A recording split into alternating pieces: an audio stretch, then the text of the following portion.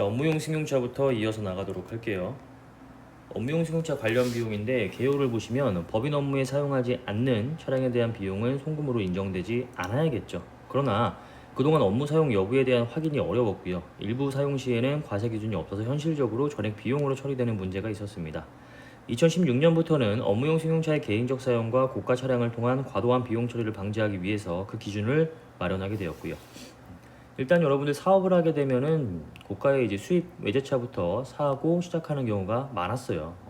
왜냐면은 차량과 관련된 비용이 예를 들어 가지고 연간 비용이 뭐 얼마라고 할까요? 한 1,000만 원이 발생된다고 가정을 했을 때 그 1,000만 원에 대해서 만약에 세금으로 인정이 되면 세율이 20%라고 한다면 200만 원만큼은 비용으로서 떨 수가 있고요. 나머지 실질적으로 부담하는 비용은 800만 원만 되는 거잖아요. 이런 식으로 법인이 고가 차량을 취득을 해도 그에 대한 일정 부분만큼을 경비로서 인정을 받을 수가 있기 때문에 세금을 그만큼 덜 내기 때문에 일단 차량을 취득하자. 세금으로 내느니 차라리 내가 좋은 차 타고 그거에 대한 차량 유지비로 납부하는 것이 더 낫겠다 라는 생각이 많으셔가지고 고가 차량을 취득하는 경우가 굉장히 많았습니다. 하지만 어때요 여러분들? 고가 차량 가지고 회사의 업무에만 사용하지는 않잖아요. 가족끼리 놀러 갈 때 사용하기도 하고요. 아니면 뭐 데이트할 때 사용을 하기도 하고요. 그래서 이제 그런 것들을 좀 방지하기 위해서 업무와 관련된 부분만 비용으로서 인정을 해주고 송금으로서 인정을 해주고 업무와 무관하게 사용된 부분에 대해서는 송금으로 인정하지 않겠다. 이런 기준이 이제 들어오게 된 거예요. 업무용 승용차의 범위 보시면 그럼 어떠한 차량들에 대해서 이러한 제재를 가할 것이냐. 여러분들 부가가치세법 공부하셨죠? 부가가치세법에서 영업의 용도로 사용하는 개별 소비세 과세 대상 자동차 공부하셨을 거예요. 이거 뭐예요? 매입세 불공제 대상이죠. 요 대상이 되는 자동차가 법인세법이나 소득세법에서도 이러한 제재를 받게 돼요. 즉 만약에 영업의 용도로 사용하는 개별 소비세 과세 대상 자동차를 내가 취득을 했다라고 했을 때 취득했을 때 매입세 불공제 대상이고요. 이 차량을 유지하면서 발생되는 비용들에 대해서 일정 부분만큼은 송금으로 인정받지 못할 수가 있다. 이러한 내용이 되겠죠. 자, 영업용도의 구분과 개별 소비세 과세 대상 자동차는요. 부가가치세법에서 공부하는 내용이니까 그냥 간단하게만 볼게요. 일단 영업용도라고 하는 거는 뭐 운수업이나 차량 판매업, 뭐 차량 임대업, 뭐 운전학원 업, 뭐 이런 것들, 운구 차량 이런 것들. 이 차량이 반드시 있어야만 해당 영업 활동을 할 수 있는 차량을 통해서 직접적으로 영업에 대한 수익을 창출할 수 있는 그러한 업종들만 영업용도의 업종이라고 판단해요. 즉 영업용도라는 것은 업종에 따라서 구분을 하게 됩니다. 우리 회사가 이러한 업종이라고 한다면 개별 소비세가 과세되는 자동차를 취득을 한다라고 할지라도 경비로서 인정을 받을 수가 있고요. 부가가치세법상 매입세에 공제받을 수가 있겠죠. 근데 우리 회사가 이러한 업종 이외에 일반적인 뭐 제조업이나 서비스업이나 음식점업이나 이러한 것들을 영위하고 있다라고 한다면 요거는 영업 외의 용도로 사용되는 자동차다. 이렇게 이제 구분을 하게 되는 것이죠. 개별 소비세 과세 대상 자동차는요. 일단 8인승 이하의 자동차입니다. 대부분의 자동차들이 다 해당이 되는데 여기에는 일단 경차 제외되고요. 그럼 뭐겠어요? 우리 여러분들 알고 있는 뭐 소나타, K7, 뭐 외제차라고 한다면은 뭐 우리 뭐 C클래스, E클래스, 그 다음에 뭐 3시리즈, 5시리즈, 7시리즈 이런 것들 다 해당되는 거예요. 8인승 이하의 자동차. 경차만 제외하고 있어요. 카니발 같은 경우에 여러분들 7인승 있고요. 9인승 있고요. 11인승 있습니다. 어때요? 얘는요. 이거에 대한 제재를 받아요. 얘는 개별 소비세 과세 대상 자동차가 돼요. 그러니까 부가가치세법상 매입세에 불공제되고요. 법인세법이나 소득세법 적용하실 때 이 앞에서 지금 우리가 공부했던 이 내용 있죠. 업무용 승용차에 대한 제재. 그냥 제재라고 할게요. 송금불산이 이거 적용받게 됩니다. 이런 식으로. 9인승과 11인승은 뭐예요? 개소세가 과세되지 않죠. 8인승 이하의 자동차만 한정되기 때문에 9인승이나 11인승 같은 경우에는 개별 소비세 과세되지 않기 때문에 부가가치세법상 공제 가능하고요. 그 다음에 위에서 말한 제재, 송금불산입에 대한 내용을 적용받지 않게 됩니다. 그래서 여러분들 카니발은요 그냥 차량 종류만 보고 결정하시면 안 되고요. 이게 몇 인승인지 반드시 확인을 하신 다음에 관련 내용을 부가세법이나 아니면은 소득세법이나 법인세법 적용하실 때 확인하시고 나서 적용을 하셔야 돼요. 자, 그 다음에 승용차기 때문에 당연히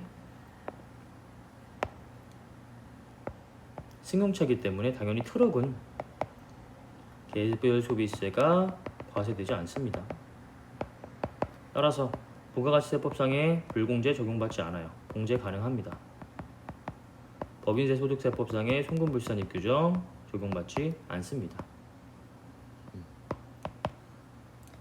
승용차가 아니잖아요, 트럭은. 그렇죠? 그렇기 때문에 요 관련된 제재들을 다 받지 않게 되는 것이고요. 이 트럭 여러분들 그 액티언 아시죠? 스포츠라고 있습니다. 앞에는 액티언, 일반적인 액티언과 같게 생겼는데 뒤에는 트럭처럼 되어 있는 거 있죠. 이거 트럭에 해당돼요. 개별소비세 과세 대상 아니고요. 그렇기 때문에 부가가치세법상 매입세 공제 받을 수 있고요. 소득세법이나 법인세법 적용하실 때 송금불산입 규정 적용받지 않습니다. 자, 이런 걸로 판단을 하시면 될 것 같고요. 업무용 승용차의 감가상각비 시부인 한번 보도록 할게요. 일단 2016년도부터 생겨난 규정이기 때문에 2016년도 1월 1일 이후에 취득한 승용차에 대해서만 이 규정을 적용받게 되고요. 그 이전에 취득을 했다 아니면 그 이후에 취득을 했어도 위에 개별소비세가 과세되는 영업의 용도로 사용되는 개별소비세 과세 대상 자동차가 아니다라고 한다면 이 규정은 적용받지 않게 되겠죠. 정리를 하자면 2016년도 이후에 취득한 영업의 용도로 사용하는 개별소비세 과세 대상 자동차만 이 규정을 적용받게 되는 겁니다. 나머지들은 다 여기에 해당되는 거고요. 얘는 뭐예요? 선택할 수 있고요. 무신고 시에는 정률법 적용하고요. 4년에서 6년 마찬가지로 선택할 수 있고요. 무신고 시에는 5년 적용됩니다. 그리고 중요한 거는 결산 조정 사항입니다. 즉 장부에 계상한 감가상각 비용까지만 세법에서도 인정을 하게 돼요. 예를 들어 가지고 장부에 감가상각비로 100을 계상했다. 세법에서도 100까지만 인정을 할 수가 있는 거예요. 예를 들어 가지고 세법에서 한도액이 120이 나왔다 라고 한다면 세무조정은 발생되지 않아요. 왜? 세법상의 한도액이 120이지만 장부에는 100만큼 계상했기 때문에 결산조정사항은 뭐예요? 장부에 계상한 비용만큼만 세법에서도 인정을 하겠다라는 거죠. 그래서 한도액이 120이라고 하더라도 세법상으로는 100만큼만 인정을 받게 됩니다. 따라서 얘도 100이 되는 거예요. 그러면 세무조정은 발생되지가 않겠죠. 강제조정 사항은요, 마찬가지의 사항에서 장부에 이제 100을 계상해 놨다라고 했을 때 세법의 한도액이 120이다 라고 한다면 여기서 이 120이라는 한도액은 이 규정을 적용해서 계산한 금액입니다. 정액법으로 5년 상각했을 때 120이 나온다 라고 했다면 이때는 강제신고조정 사항이에요. 20만큼 송금 산입합니다. 세무조정은 자산부채에 대한 차이이기 때문에 마이너스 유보로 해주시면 되겠죠. 자, 이런 식으로 이제 계산이 되는 거예요. 그 강제신고조정사항과 결산조정예상에 대한 이야기는 우리 1장에서 공부했던 내용이죠. 그래서 2016년도 이후에 취득한 자동차는 무조건 정액법 적용하고요. 무조건 5년 적용하고요. 그 규정을 적용한 한도액에 따라서 세무조정을 강제신고조정사항으로 하게 되는 거예요. 그래서 요거 주의하셔야 될 포인트로 하나 기억하셔야 되고요. 자, 그 다음에 업무용 승용차 관련 비용 중에서 업무 미사용 금액에 대한 송금불산입입니다. 이거는 차량별로 적용하시는 거예요. 업무용 승용차 관련 비용의 범위를 보시면 감가상각비, 임차료, 유류비, 보험료, 수선비, 자동차세, 통행료, 여러가지 금융리스 부채에 대한 이자 비용 등의 업무용 승용차의 취득과 유지를 위하여 지출한 비용이다라고 나와있죠. 차량과 관련된 모든 비용이다라고 생각하시면 돼요. 이건 별도로 암기하실 필요가 없는 거고요. 자, 그러면 업무 사용 금액을 어떻게 판단할 것인지 우리 이 제도를 왜 두고 있어요? 차량을 취득을 했을 때 그 차량에 들어가는 비용 중에서 업무적으로 사용한 비용만 송금으로 인정할 것이고요. 업무적으로 사용하지 않은 비용에 대해서는 송금으로 인정하지 않겠다 지금 이거잖아요. 예를 들어 가지고 장부에 차량 관련된 비용이 100만큼이 계상이 되어 있다라고 했을 때 세법상으로 이 차량 관련된 비용 중에서 업무와 관련된 비용이 70이고 30만큼은 업무와 관련되지 않았다 라고 판단이 되었다면 이 30만큼은 송금으로 인정하지 않겠다. 지금 이 규정을 우리가 공부하고 있는 거예요. 그래서 업무 사용 금액을 어떻게 따질 것이냐, 이 70과 30을 어떤 기준으로 구분을 할 것이냐를 여기서 나에서 공부를 하게 되는 거고요. 자, 업무 사용 금액은 업무용 승용차와 관련된 모든 비용에다가 곱하기 업무 사용 비율로 구하고 있습니다. 그러면 업무 사용 비율은 어떻게 구하게 되는지, 운행 일지를 내가 작성하고 비치하고 있다라고 한다면 총 주행 거리 중에 업무 사용 거리 이렇게 해서 운행 일지에 따른 그러한 퍼센테이지로 업무 사용 비율을 구하고 있어요. 총 주행 거리 중에서 업무와 관련된 사용 거리가 예를 들어서 얘가 100km를 1년 동안 운전을 했는데, 말도 안 되는 얘기지만 그냥 100km라고 할게요. 70km를 업무에 사용하고 나머지 30km는 업무에 사용하지 못했다. 업무 사용 비율은 70%. 그래서 100 중에서 70만큼은 송금으로 인정을 하겠지만 나머지 30만큼은 송금으로 인정하지 못하겠다. 이렇게 판단을 하겠다라는 거예요. 주행거리로서.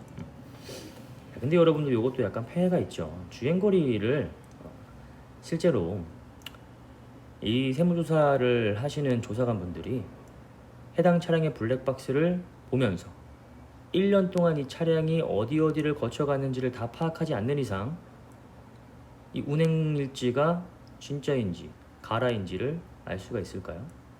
몰라요, 사실. 그래서 운행일지를 작성하는 경우에는 가라로 작성하는 경우도 굉장히 많습니다. 해당 차량을 실제로는 거의 사적으로 사용을 했는데 업무적으로 사용을 했다라고 운행일지를 가라로 작성해 놓으면 알 수 있는 길이 사실 아직까지는 없어요.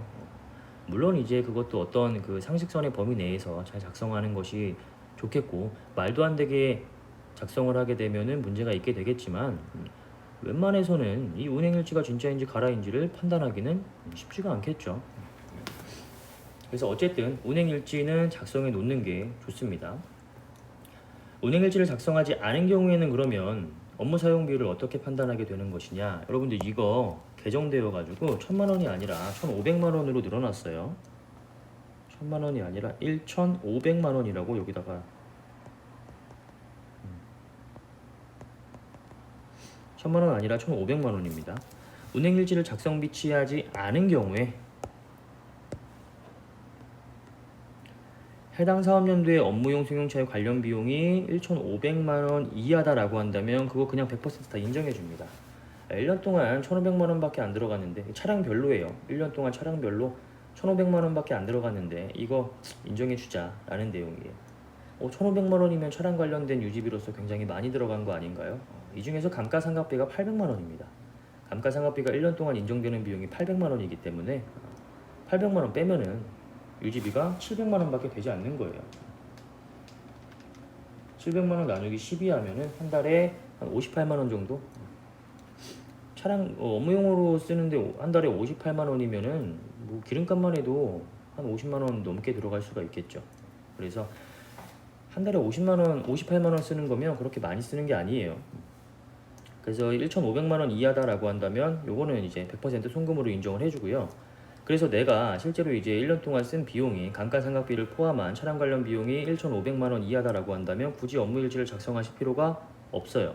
100%다 송금으로 인정받을 수가 있기 때문에. 근데 만약에 내가 운행일지를 작성 비치하지 않았는데 차량 관련된 비용이 1,500만 원을 초과한다라고 한다면 얘도 마찬가지로 1,500만 원입니다. 업무용 승용차 관련 비용 중에서 1,500만 원까지만 송금으로 인정하겠다라는 산식이 이렇게 돼요. 1,500만 원 나누기 업무용 승용차 관련 비용. 예를 들어 가지고 실제로 업무용 승용차 관련된 모든 비용이 한 3천만 원 정도가 나왔다라고 했을 때 이때는 업무 사용 비율이 어떻게 되겠어요?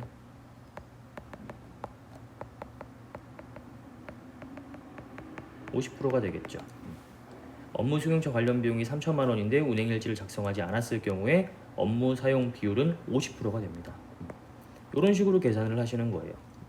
그래서 일단은 업무 사용 비율은 운행일지가 있는지 없는지를 판단하셔야 되고, 운행일지가 없는 경우에는 1년 동안 들어간 차량 관련된 모든 비용, 감가상각비까지 포함된 차량 관련된 모든 비용이 1,500만 원 이하인지 초과하는지를 따지셔가지고 업무 사용 비율을 구하셔야 되는 거예요.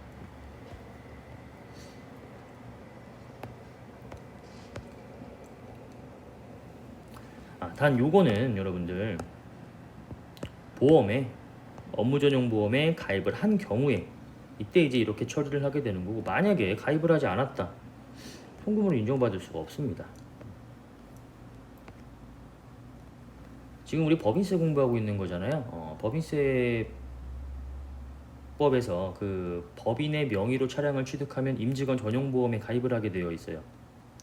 이 임직원 전용보험에 가입을 하지 않게 되었다라고 한다면 그 차량 관련된 모든 비용은 전액 송금으로 인정받을 수가 없고요. 임직원 전용보험에 가입을 한 경우에만 이런 식으로 나눠지게 되는 거예요. 반드시 법인명의로 차량을 취득했을 때에는 임직원 전용보험에 가입을 하셔야겠죠. 자, 그 다음에 업무 사용 금액 중에서 감가상각비 또는 감가상각비 상당액 한도 초과액입니다. 우리 요거 공부하기 전에 잠깐 뒤로 넘어가서 제가 세무조정을 요약해 놓은 표가 있거든요. 요게 업무용 승용차와 관련된 세무조정 요약표예요. 요거는 지금 제 책상 밑에도 그대로 꽂혀 있어요. 처음에 제가 이거 업무용 승용차와 관련된 규정이 처음 등장했을 때 세무조정을 어떻게 할지 감이 잘 안 서가지고 제가 정리해 놓은 내용이거든요. 업무 사용 비율은 운행기록부가 작성이 되어 있는지 아닌지를 보고 판단하시게 되는 거고요. 이런 식으로 방금 배웠던 내용이죠. 물론 이때 해당 보험에 가입이 되어 있지 않으면 당연히 다 100% 송금 물산입을 하시면 되고, 보험에 가입되어 있는 경우에 업무 사용 비율을 이렇게 구하시면 됩니다. 자, 여러분들 첫 번째 행하셔야 될 세무조정은 무엇이냐 하면 업무 외 비용에 대해서 송금 물산입을 하게 돼요. 차량 관련된 모든 경비, 여기서 차량 관련된 모든 경비는 감가상각비까지 포함된 금액이에요. 감가상각비까지 포함된 차량 관련된 모든 경비 중에서 업무 외적으로 사용된 거, A가 업무 사용 비율이니까 1-A 하면 업무 외 사용 비율이 되겠죠. 업무 사용 비율이 70%라고 한다면 업무 외 사용 비율은 당연히 뭐예요? 30%가 나오겠죠.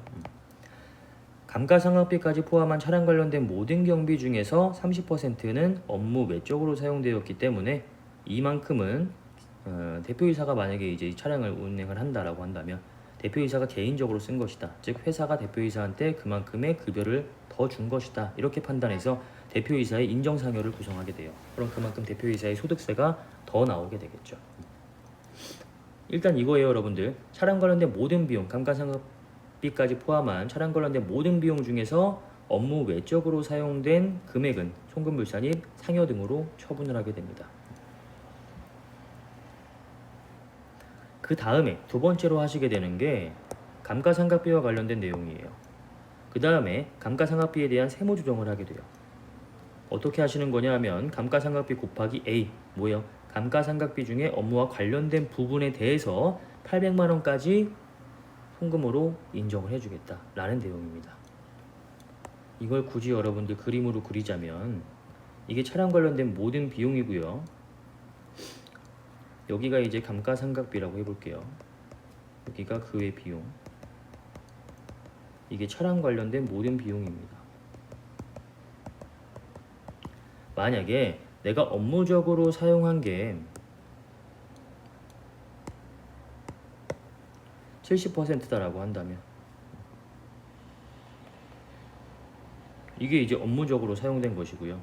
업무 외적으로 사용한 게 이만큼이다라고 해볼게요.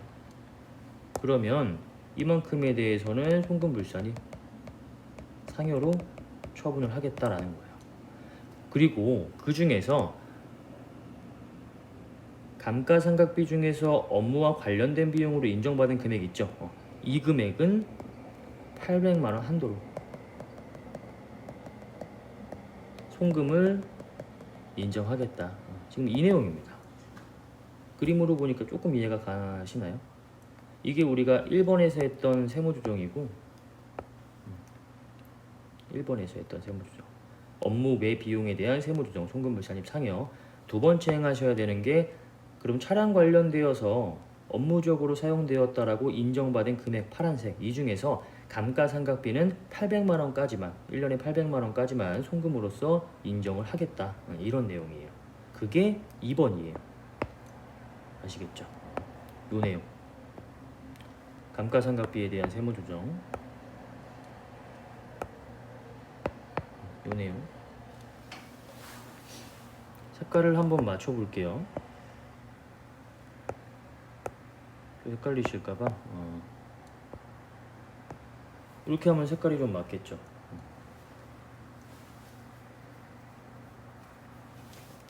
자, 감가상각비에 대한 세무조정, 감가상각비 중에서 업무 사용 비율을 곱하면 우리가 파란색으로 테두리 친 이 내용이 나오겠죠. 감가상각비 중에서 업무와 관련된 비용, 요거 중에서 800만 원까지만 인정을 하겠다. 즉 1-2한 비용이 플러스가 나오면 한도 초과가 발생되었다는 것이죠. 그 한도 초과액에 대해서는 송금 불산입 유보 또는 기타 사비 유출로 처분을 하겠다라는 내용이에요. 감가상각비는 유보로 자산부채에 대한 차이이기 때문에 유보로 처분하는 거 아닌가요? 이거는 여러분들 리스나 운용 리스 같은 경우에 또는 렌트, 운용 리스나 렌트 같은 경우에는 나의 자산으로 기록을 하지 않게 되죠. 자산부채에 대한 차이가 아니기 때문에 기타 사비 유출로 처분을 합니다. 자, 만약에 마이너스의 금액이 나왔다. 이건 뭐예요? 시임 부족액이죠. 800만 원보다 더 작은 금액이 감가상각비 중에서 업무와 관련된 비용이다 라고 판단이 된 그러한 상황이죠. 그랬을 때에는 남아있는 유보 잔액과 지금 여기서 나온 마이너스 금액 둘 중에서 작은 금액을 추인을 하게 됩니다. 마이너스 유보 또는 기타로.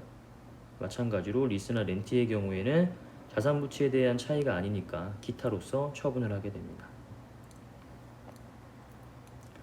그 다음에 세 번째로는 처분 시의 세무조정이에요. 차량을 처분을 했을 때 처분 손실이 발생이 되었다라고 한다면 그 처분 손실에 대해서 1년에 800만 원까지는 처분 손실 송금으로서 인정을 해주겠다라는 내용이에요. 이거 어려운 내용 아니죠. 그리고 이미 처분이 되어서 유보나 마이너스 유보로 추인이 되었기 때문에 이때는 세무조정을 기타 사비 유출로 하고 있습니다. 그래서 양도가액에서 세법상 장부가액을 뺀 처분 손실이 발생이 되었다. 이거 1년에 800만 원까지 인정을 해주겠다.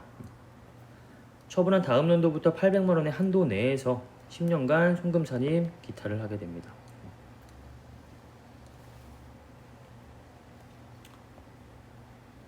일단 여러분들 요 내용을 미리 공부를 하고, 이거 세무조정에 대한 포맷이거든요. 요 내용을 먼저 공부를 하고 앞에 내용을 조금 자세하게 공부를 하시는 게 더 이해가 빠르실 것 같아서 결론을 보고 그 다음에 과정을 보는 것도 이해가 더 잘 될 때가 있어요. 자, 그러면 업무 사용 금액 중에서 감가상각비 한도 초과액에 대한 내용 한번 볼게요. 우리 지금 뭐 공부하고 있냐 하는 거냐면 요거 2번에 대한 세무조정 보려고 하는 거예요. 1번에 대한 세무조정은 우리가 여기서 봤었죠. 지금 여기서 봤잖아요. 2번에 대한 세무조정 보게 되는 거예요.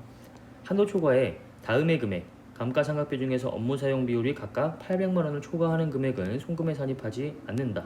요거 다 규정들 차량별로 적용하시는 거고요. 그럼 감가상각비 중에서 업무와 관련된 부분이 무엇이냐? 자기 차량의 경우에는 감가상각비에다가 업무 사용 비율 그냥 곱하시면 돼요. 이게 800만 원을 초과한다라고 한다면 송금불산입 유보로 세무조정과 소득처분해 주시면 되고요. 만약에 리스나 렌탈 등의 임차 차량의 경우에는 나의 자산으로 기록되지가 않겠죠. 그러면 감가상각비 상당액이라는 금액을 산출을 하고요. 거기에다가 업무 사용 비율 곱해서 그 금액이 800만 원을 초과하면 송금불산입 기타 사회 유출로 처분하고 있습니다. 자, 이때 그러면 리스나 렌탈 차량의 경우에는 나의 자산이 아니기 때문에 감가상각을 별도로 하지 않아요. 그러면 감가상각비 상당액이라는 금액은 어떻게 구하게 되는 거냐 하면 운용 리스 차량 같은 경우에는 임차료에서 보험료와 자동차세, 수선유지비까지 차감한 금액을 감가상각비라고 가정을 하게 됩니다. 렌트 차량의 경우에는 임차료의 70%의 금액을 감가상각비 상당액이라고 가정을 하게 됩니다. 자산으로 계상되지 않는 차량들이기 때문에 별도의 감가상각비에 대한 규정을 마련을 해야겠죠. 이때는 이렇게 운용리스 차량과 렌트 차량에 대해서 각각의 감가상각비 상당액을 구하는 산식을 적용하셔가지고 요 금액을 감가상각비 상당액에 반영을 하신 다음에 업무 사용 비율을 구하시면 돼요. 이 금액을 800만 원을 초과하게 되면 송금 불산입이고요. 기타 사회 유출로 처분을 하시게 되는 겁니다. 자, 그 다음에 한도 초과액에 대한 2월 송금 산입입니다. 감가상각비 상당액 또는 감가상각비가 한도 초과가 발생한 경우에는 다음 방법에 따라서 산정한 금액을 한도로 해서 2월 송금 산입합니다. 자기 차량의 경우에는 한도 초과액이 발생한 사업연도의 다음 연도부터 해당 차량의 업무 사용 금액 중에서 감가상각비가 800만 원에 미달한다면 송금 산입 마이너스 유보하고요. 그 다음에 리스나 렌탈 차량의 경우에는 송금 산입 기타로 처분을 하게 됩니다. 여기서 유보가 발생된 경우에는 마이너스 유보로 추인하시면 되고요. 여기서 기타 사유 유출이 발생되었으면 기타로 추인을 하시면 된다라는 내용이죠.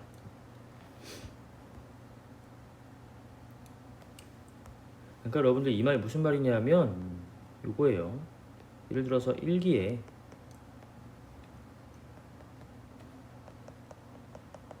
감가상각비를 100만큼 계상했어요. 근데 인정되는 게 80만 인정된대요. 그러면 20 한도초가 자기 차량이라고 한다면 유보가 발생되겠죠.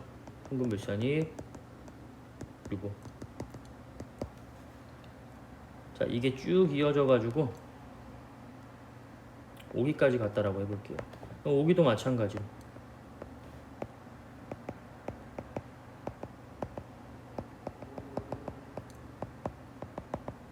이렇게 된다라는 거죠. 정액법 5년 상각이기 때문에 5년이 지나게 되면은 감가상각은 끝나게 되죠. 그럼 6기에는 어떻게 되겠어요? 장부에 계상되는 감가상각비가 없게 되겠죠. 세법상 인정되는 한도액은 여전히 80이고요. 세법은 세무 조정은 어때요? 마이너스 20 나오죠. 지금 현재 유보잔액 얼마 남아 있어요? 매년 20만큼 한도 초과액이 발생되었고 그게 5기가 발생되었기 때문에 지금 현재 유보잔액은 100이 있겠죠. 이 유보와 한도 미달액이 발생한 마이너스 20 둘 중에 작은 금액을 마이너스 유보로 추인을 하시는 거예요. 송금 산입 마이너스 유보 이런 식으로. 그럼 100 중에서 20만큼 여기서 까였겠죠. 이게 언제까지 까이겠어요? 6, 7, 8, 9, 10기까지 까이게 되겠죠. 10기의 마지막으로 우리가 이걸 다 까게 되면은 송금산입 마이너스 유보 다 까게 되면 유보잔액은 0이 되겠죠. 10기의 유보잔액은 0. 이런 식으로. 무슨 말인지 알겠죠? 결국 내가 5기까지는 1년에 20만큼 한도 초과액이 발생되어 가지고 손해를 보긴 하지만 결국에 이거 계속 가지고 있으면요. 물론 처분을 했을 때도 마찬가지예요. 계속 가지고 내가 이거 10년을 사용한다라고 한다면 결국에는 뭐 송금으로 다 인정받을 수가 있는 거예요. 1년에 인정되는 한도액이 있을 뿐이지 이 차량을 계속 내가 유지를 한다면 10년 동안 유지를 한다면 내가 기존에 못 받았던 그러한 송금 금액만큼을 그 이후에 차곡차곡 다 받을 수가 있다. 이 내용입니다. 그래서 이 한도 초과액은 영원히 부인되는 내용은 아니고요. 그냥 이 차량을 보유하고 있으면 나중에 감가상각이 끝났을 때부터 한도 미달액을 대상으로 해가지고 쭉쭉 받을 수가 있다. 이 내용입니다. 여러분 죄송해요. 이거 아니죠. 마이너스 80이 나와야죠. 그리고 7기에 똑같이 마이너스 80 나올 거고요. 그러면 송금산이 80 마이너스 유보 하겠죠.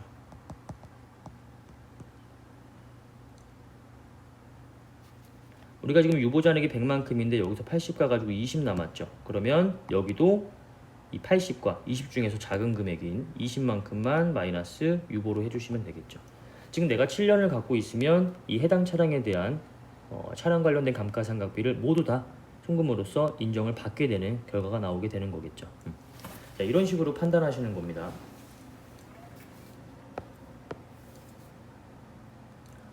그래서 이렇게 시인 부족액이 나왔을 때, 이렇게 한도 미달액이 나왔을 때, 이때는 그냥 가만히 냅둘 게 아니라 정기에 이 차량과 관련된 유보잔액이 있는지를 판단을 하시고요. 유보잔액이 있다라고 한다면 단기에 송금으로 인정받음으로써 그만큼 세금을 덜 낼 수가 있기 때문에 반드시 유보잔액은 확인을 해두셔야 돼요.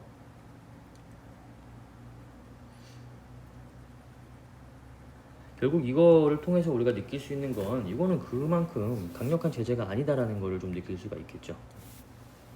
결국 5년 동안 내가 얼마씩 인정을 못 받을 뿐이지 이 차량을 계속 더 가지고 있으면 5년보다 더 가지고 있으면 계속적으로 송금으로써 인정을 받을 수는 있는 내용이에요. 자, 그 다음에 이 차량을 처분을 했을 때 처분 손실에 대해서도 1년에 800만 원까지만 인정을 하고 있습니다. 업무용 승용차를 처분하여 발생하는 손실로서 업무용 승용차별로 800만 원을 초과하는 경우에 해당 금액을 송금물산이 기타 사업에 유출하고 있습니다. 처분 손실 한도 초과액에 대한 2월 송금 산입도 마찬가지예요. 업무용 승용차 처분 손실 한도 초과액은 해당 사업연도의 다음 사업연도부터 800만 원을 균등하게 송금에 산입하되 남은 금액이 800만 원 미만인 경우에는 미만인 사업연도 또는 해당 사업연도 승용차를 처분한 날로부터 10년이 경과한 날이 속하는 사업연도에는 남은 금액을 모두 다 송금에 산입하게 됩니다. 처분을 하고 나서부터 10년이 경과가 되었는데 아직까지 우리가 처분 손실에 대한 내용이 유보잔액이 한 1000만 원만큼 남아있다 라고 했을 때에는 800만 원 한도가 아니라 남아있는 금액 1000만 원을 모두 다 송금에 산입시키게 된다라는 내용이죠. 즉 처분 손실 1년에 800만 원까지 인정을 해요. 넘어가면 송금불산입 기타 사회 유출하고요. 이거는 영원히 인정받지 못하는 금액이 아니라 내년에도 800만 원까지 인정을 한다라는 거예요. 그러면 계속적으로 차감이 될 수가 있겠죠. 이때 송금 산입 기타로 차감을 하시게 된다는 내용이에요. 마찬가지죠. 만약에 1기에 내가 처분을 했어요. 장부에 예를 들어 가지고 처분 손실이 2천만 원이 나왔어요. 세법에서는 처분 손실을 800만 원까지만 인정하기 때문에 200만 원만큼 뭐예요? 한도 초과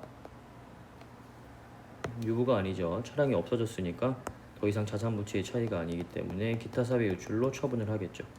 자, 2기 때 차량은 1기에 처분이 됐기 때문에 2기 때 발생되는 처분 손실은 없겠죠. 차량별로 적용하는 거기 때문에 마찬가지로 800만 원까지 처분 손실 인정한다라는 거예요. 그러면 어떻게 나오겠어요? 마이너스 800 나오겠죠. 이거 뭐 기타로 송금 산입하라 이 내용이죠. 3기 때 처분 손실 없을 거고요. 세법은 800만 원까지 해당 차량에 대한 처분 손실을 인정합니다. 남아있는 유보 얼마예요? 아직까지 1200 있으니까 마이너스 800만큼 송금 산입 기타 처분할 수 있고요. 그 다음에 4기 때 얼마? 2000에서 1200. 죄송해요. 좀 정신이 좀 나가 있나 봐요. 1200 중에서 800만큼 인정을 받았으니까 3기 때는 어때요? 둘 중에 작은 거. 마이너스 800과 우리 유보 잔액 얼마 남았죠? 1200에서 800 까였으니까 400 남죠. 400. 송금, 산입, 기타. 이렇게 되어서 처분했을 때 우리가 1200만큼을 부인을 받았지만 이것을 다음 연도에 800만큼 송금으로 인정을 받고요. 그 다음 연도에 400만큼 추가적으로 송금으로 인정을 받아서 결국에는 2천만 원에 대한 금액을 다 송금으로 인정을 받는 결과가 나오게 되겠죠. 감가상각을 하거나 처분을 했을 때 그 감가상각을 한 해 또는 처분을 한 해에는 800만 원의 한도가 있기 때문에 전액 비용으로 인정을 받지는 못해요. 하지만 그렇게 인정받지 못한 비용이 영원히 인정을 받지 못하느냐, 그건 아니에요. 1년에 800만 원만큼 꾸준히 처분 손실이나 감가상각비로서 인정을 하고 있기 때문에 한도 미달액이 발생되었다, 세무조정에 이렇게 마이너스의 상황이 발생이 되었다라고 한다면 그 금액과 남아있는 유보 잔액을 비교를 하셔서 작은 금액만큼은 송금으로 이렇게 산입할 수 있는 규정이다. 그래서 차량 관련된 비용은 어쨌든 최종적으로 전액 다 업무 외적으로 사용되지 않는 이상 감가상각비나 처분 손실 모두 다 전액 다 비용으로 송금으로 인정을 받을 수는 있어요. 그 기간이 얼마나 오래 걸리느냐에 따라서 조금 나뉠 뿐이지 송금으로는 다 인정을 받을 수가 있습니다. 물론 업무와 관련된 경비에서 한정된 내용이고요. 자, 그 다음에 가족회사 등에 대한 특정 법인에 대한 업무용 승용차 관련 비용에 대한 송금 산입입니다. 이거 이제 내용이 조금 바뀐 내용이기 때문에 일단은 동그라미 2번과 3번에 대한 내용은 같아요. 가족회사 등 특정 법인에 대한 업무용 승용차 관련 비용에 대한 송금 산입 한도는 우리가 알고 있는 1,500만 원과 800만 원에 대한 규정을 적용하지 않고요. 그에 대한 반값만 적용을 하고 있습니다. 이것도 여러분들 1,000만 원이 아니라 1,500만 원이고요.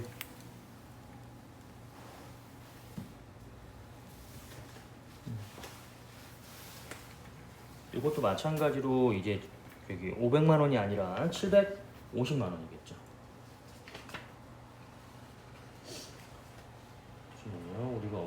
수용차 관련 비용에 정확한 내용을 한번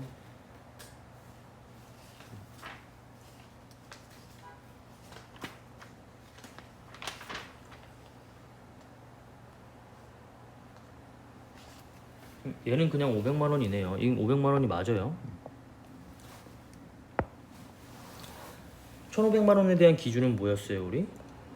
요거였죠. 운행기록부 미작성했을 때 1,500만 원 기준으로 나눴었죠. 이거 가족회사 등에 대한 특정 법인에 해당이 되면 1,500만 원이 아니라 500만 원으로 판단을 하겠다라는 거고요. 그 다음에 감가상각비 한도에 대한 기준과 처분 손실 한도에 대한 기준이 800만 원이 아니라 그에 대한 반인 400만 원만 적용을 하겠다. 이러한 내용입니다. 특정 법인은 이렇게 규정이 되어 있고요. 지배주주의 주식 비율 50% 초과하고 부동산 임대업이어야 됩니다. 임대업을 기준으로 다음의 금액이 매출액의 70% 이상일 것. 다음의 금액이라고 하는 건 부동산의 대여로 발생한 금액을 말하는 거예요. 또는 이자, 배당 등으로 발생한 금액을 말하는 거고, 그리고 상시 근로자 수가 5명 미만일 것이어야 합니다. 이 세 가지의 요건을 모두 만족했을 때에는 가족회사 등에 대한 특정 법인에 해당이 되고요. 이러한 경우에는 제재를 더 엄격히 적용하겠다라는 거죠. 왜냐하면 얘네들은 더 사적으로 활용을 할 수 있는 그러한 여지들이 많기 때문에 1500, 800, 800을 적용하지 않고 500, 400, 400을 적용하겠다. 더 타이트하게 적용을 하겠다. 이러한 내용입니다. 자, 그 다음에 우리가 최종적으로 기억하셔야 될 세무조정에 대한 내용은 이 내용이에요. 여기 여러분들 세무조정 왜 안 나오죠?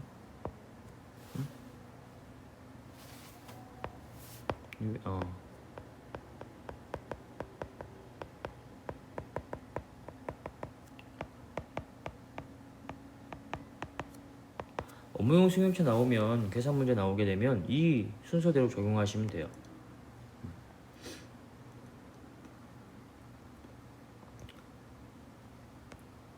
자, 이렇게 하고요. 우리 업무용 승용차에 대한 예제는 다음 시간에 풀어보도록 할게요.